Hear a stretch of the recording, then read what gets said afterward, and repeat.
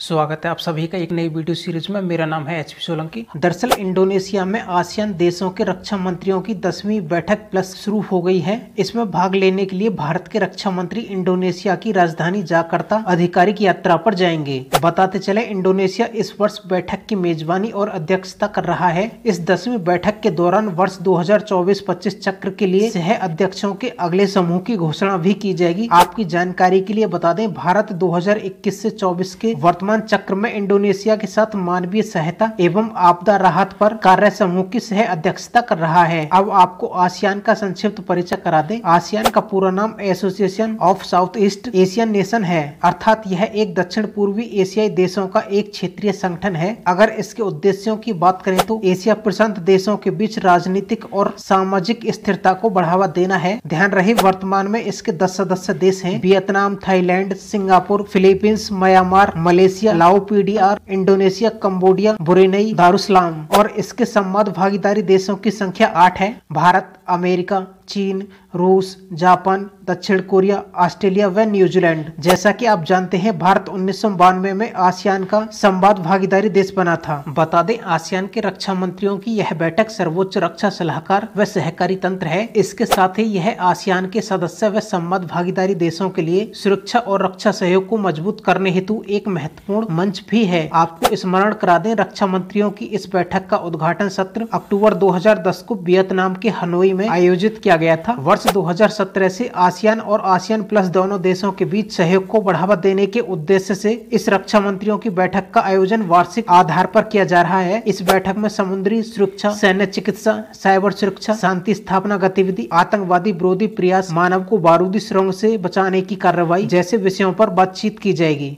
हाल में S&P global rating ने new risk new playback नाम से एक रिपोर्ट जारी की है। बताते चलें, इस रिपोर्ट के मुताबिक भारत अगले 3 वर्षों में सबसे तेजी से बढ़ती प्रमुख अर्थव्यवस्था बना रहेगा और भारत की विकास दर वर्ष 2024-25 में 6.4% रहेगी, जबकि 2026-27 में 7% हो जाएगी। जैसा कि आप जानते हैं, वर्तमान में भारतीय अर्थव्यवस्था अमेरिका, चीन, जर्मनी और जापान के बाद 5वें स्थान पर है। इस रिपोर्ट के अनुसार चीन की जीडीपी वृद्धि दर 2024 में 4.6% तक धीमी हो जाएगी और 2026 में 4.6% पर वापस आने का अनुमान है। दरअसल भारत दुनिया का सबसे युवा कामकाजी आबादी वाले देशों में से एक है, क्योंकि भारत के 53% नागरिक 30 वर्ष से कम उम्र के हैं। वैसे भारत के विकास का रास्ता इस बात पर निर्भर करेगा कि क्या यह सेवा आधारित अर्थव्यवस्था से हटकर अगला वैश्विक विनिर्माण केंद्र बन सकता है। हालांकि ध्यान रखने योग्य बिंदु है कि विनिर्माण का हिस्सा इस समय जीडीपी का लगभग 18% है, वहीं सेवा क्षेत्र की हिस्सेदारी जीडीपी में 50% से भी अधिक है। इस S&P रिपोर्ट के अनुसार भारत को विनिर्माण का केंद्र बनाने के लिए मजबूत लॉजिस्टिक ढांचा विकसित करना होगा। इतना ही नहीं, भारत को अपने श्रमिकों को कुशल बनाने और कार्यबल में महिला भागीदारी बढ़ाने की भी आवश्यकता है। वैसे यह क्रेडिट रेटिंग क्या है, तो बताते चलें,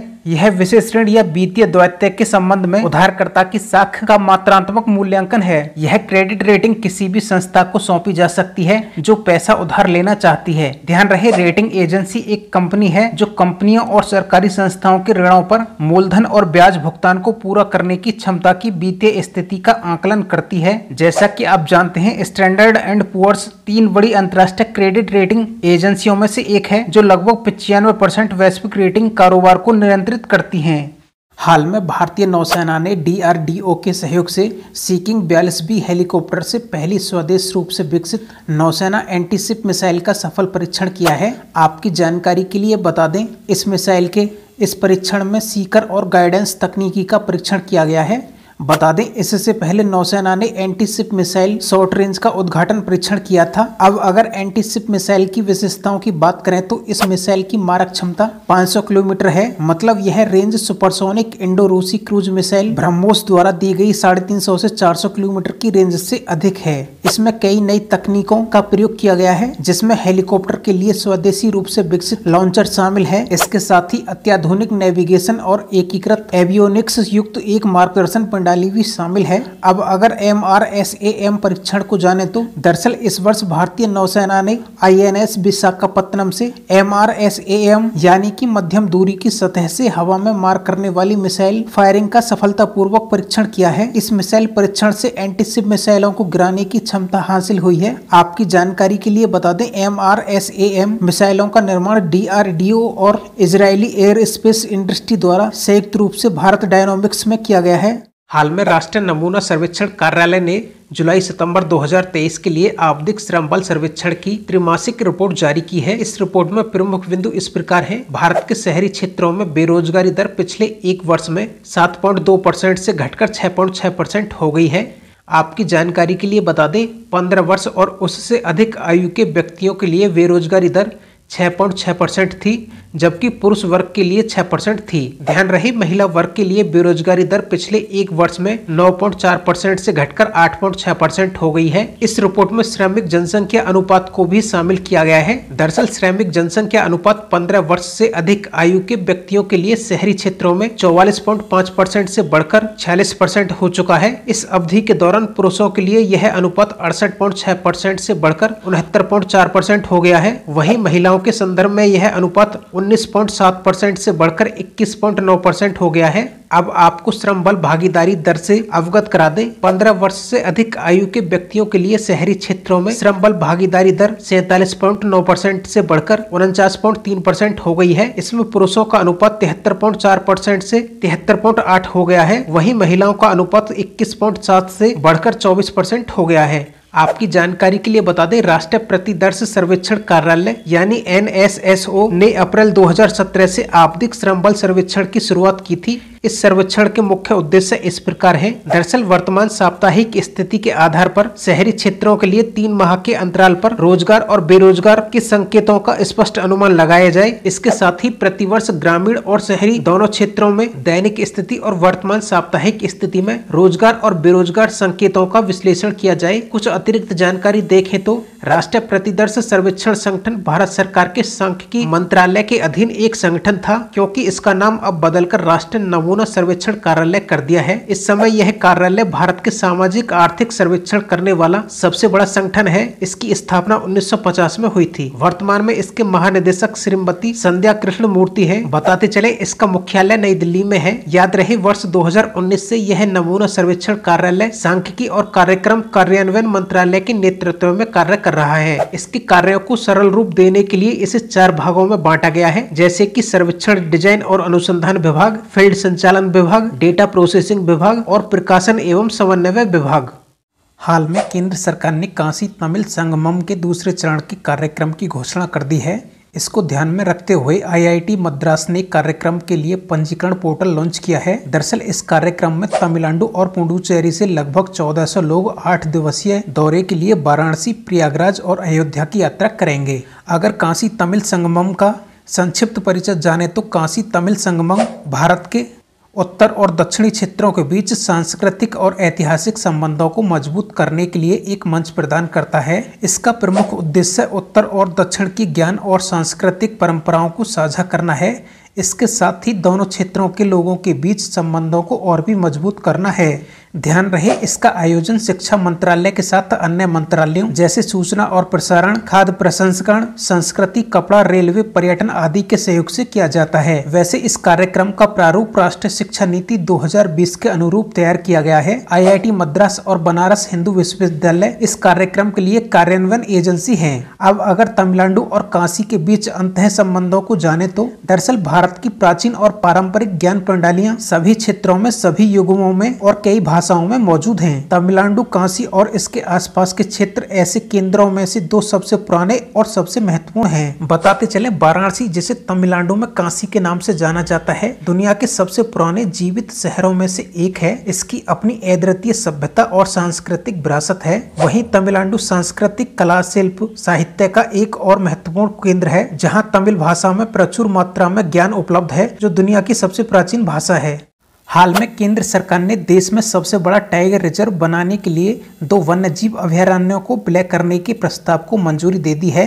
बताते चलें, इस बाघ अभयारण्य के लिए नौरादेही वन्यजीव अभयारण्य को रानी दुर्गावती वन्यजीव अभयारण्य के साथ विलय किया जाएगा। ध्यान रहे, यह वन्यजीव अभयारण्य मध्य प्रदेश में स्थित है। आपकी जानकारी के लिए बता दें, ये नया टाइगर रिजर्व क्षेत्र की बाघ आबादी के लिए एक सुरक्षित आश्रय प्रदान करेगा, जो वर्तमान में 16 है। अब आपको नौरादेही वन्यजीव अभयारण्य का परिचय करा दें। यह मध्य प्रदेश के 3 जनपदों नरसिंहपुर, दमोहा और सागर में लगभग 1197 वर्ग किलोमीटर क्षेत्र को कवर करता है। यह अभयारण्य ऊपरी विंध्य पर्वतमाला का हिस्सा है और पूर्व की ओर दमोहा जिले में वीरांगना दुर्गावती अभयारण्य के साथ जुड़ा हुआ है, जो कि बांधवगढ़ राष्ट्रीय उद्यान तक फैला है। ध्यान दें, यह पन्ना टाइगर रिजर्व और सतपुड़ा टाइगर रिजर्व के लिए गलियारे के रूप में भी कार्य करता है, जबकि अप्रत्यक्ष रूप से रानी दुर्गावती वन्यजीव अभयारण्य के माध्यम से बांधवगढ़ टाइगर रिजर्व को जोड़ता है। अब अगर रानी दुर्गावती वन्यजीव अभयारण्य के बारे में जाने तो इसकी भौतिक स्थिति मध्य प्रदेश के दमोहा जिले में है। गोंड रानी दुर्गावती के नाम पर इस अभयारण्य का नाम रखा गया है। बता दें, यह मध्य प्रदेश का 7वां टाइगर रिजर्व है।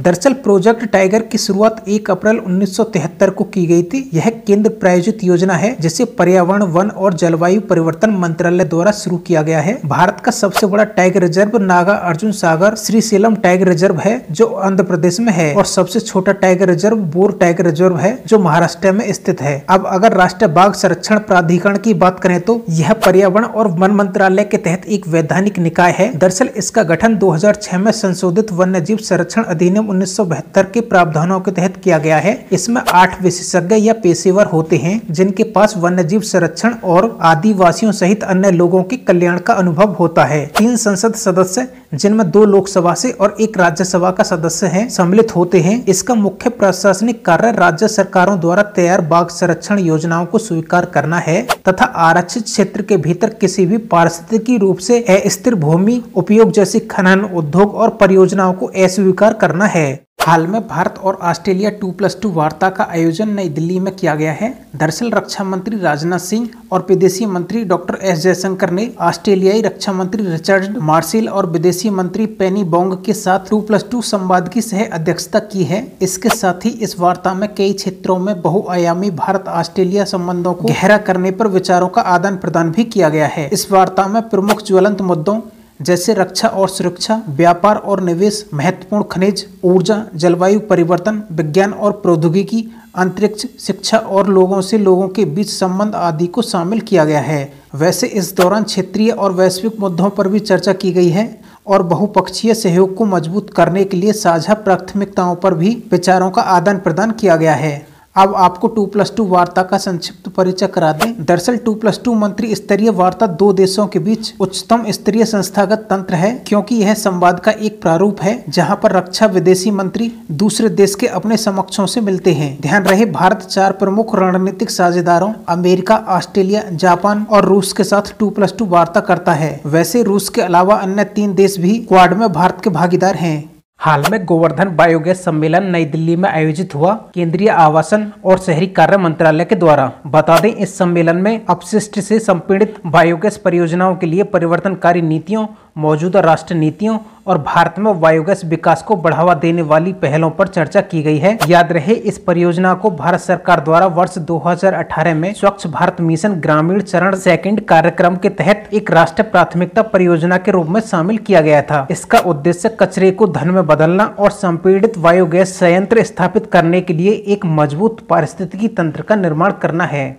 हाल में बंगाल की खाड़ी में बोंगो सागर अभ्यास 2023 का आयोजन किया गया है। बताते चलें, इस चौथे संस्करण का आयोजन भारत और बांग्लादेश के बीच द्विपक्षीय नौसैनिक अभ्यास के रूप में किया गया है। इसमें भारतीय नौसेना के जहाज कुठार, किल्टान व समुद्री गश्ती विमान डॉर्नियर ने, जबकि बांग्लादेशी नौसेना के जहाज अबू बकर, अबू उबैदा व MPA ने भाग लिया है। इस बोंगो सागर अभ्यास का उद्देश्य दोनों देशों की नौसेनाओं के बीच समुद्री अभ्यासों व जंगी कार्रवाई के व्यापक स्पेक्ट्रम में संचालन के जरिए उच्च स्तर की पारस्परिकता तथा संयुक्त संचालन कौशल को विकसित करना है। इस अभ्यास का पहला संस्करण 2019 में आयोजित किया गया था। हाल में अभ्यास मित्र शक्ति 2023 का आयोजन पुणे के औंध में किया गया है। बताते चलें, इस मित्र शक्ति अभ्यास में भारत और श्रीलंका की सेनाओं ने संयुक्त भागीदारी की है। ध्यान रहे, इस 9वें संस्करण में भारत का प्रतिनिधित्व मराठा लाइट इन्फेंट्री रेजिमेंट के 120 सैनिकों द्वारा किया गया है, जबकि श्रीलंका का प्रतिनिधित्व 53 इन्फेंट्री डिवीजन के सैनिक कर रहे हैं। हैं। इस अभ्यास में भारतीय वायुसेना के 15 सैनिक और श्रीलंका वायुसेना के 5 सैनिक भी हिस्सा लेंगे। स्मरण रहे, इस द्विपक्षीय अभ्यास की शुरुआत 2013 में हुई थी।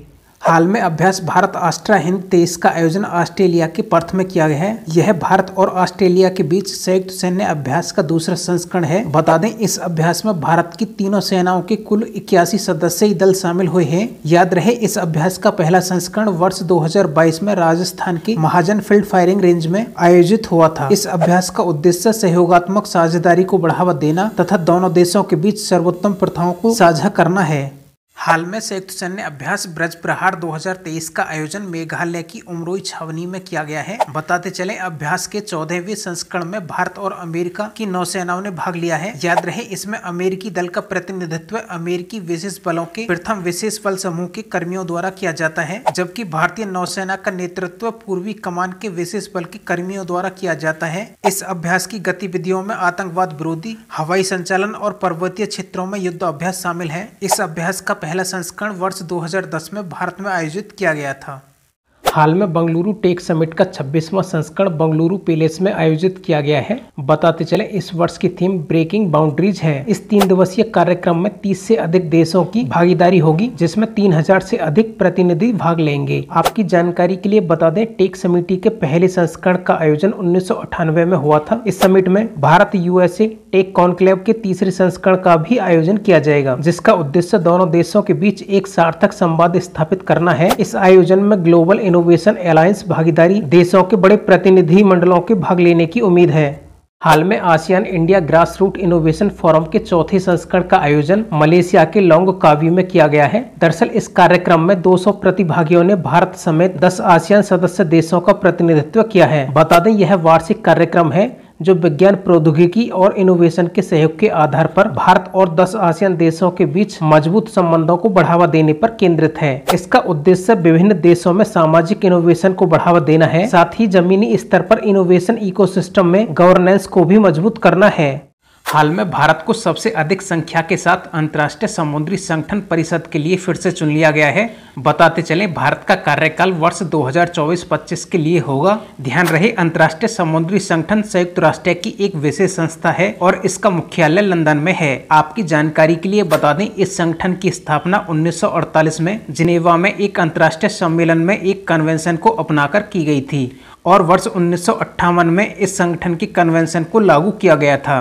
अगर इसके उद्देश्यों की बात करें तो समुद्री सुरक्षा को अधिक प्रभावी ढंग से बढ़ावा देना है। याद रहे, इसका मूल नाम अंतर सरकारी समुद्री सलाहकार संगठन था, लेकिन 1982 में नाम परिवर्तित करके अंतर्राष्ट्रीय समुद्री संगठन कर दिया। वर्तमान में इस संगठन में 175 सदस्य देश और 3 सहयोगी सदस्य हैं। अब अगर अंतर्राष्ट्रीय समुद्री संगठन की संरचना की बात करें तो इसमें एक सभा, एक परिषद और 5 मुख्य समितियां शामिल हैं। ये 5 समितियां हैं: समुद्री सुरक्षा समिति, समुद्री पर्यावरण संरक्षण समिति, कानूनी समिति, तकनीकी सहयोग समिति और सुविधा समिति। दरअसल सामान्य सभा अंतर्राष्ट्रीय समुद्री संगठन का सर्वोच्च प्रशासनिक निकाय है। याद रहे, इसके सत्र का आयोजन प्रत्येक 2 वर्ष में किया जाता है और इसका मुख्य कार्य संगठन के कार्यक्रम को मंजूरी देना, बजट पर मतदान करने और संगठन की वित्तीय व्यवस्था का निर्धारण करना है। वहीं सामान्य सभा समुद्री संगठन की परिषद का भी चुनाव करती है। परिषद इस संगठन के विभिन्न अंगों की गतिविधियों के मध्य समन्वय स्थापित करने का कार्य भी करती है। सामान्य सभा की मंजूरी के बाद महासचिव की नियुक्ति का कार्य भी परिषद द्वारा ही किया जाता है। बताते चलें, परिषद में 40 सदस्य होते हैं, जिन्हें A, B और C की श्रेणी में वर्गीकृत कर दिया है। आपको यह वीडियो सीरीज कैसी लगी? आप HP सोलंकी स्टडी को लाइक, शेयर और सब्सक्राइब कर सकते हैं।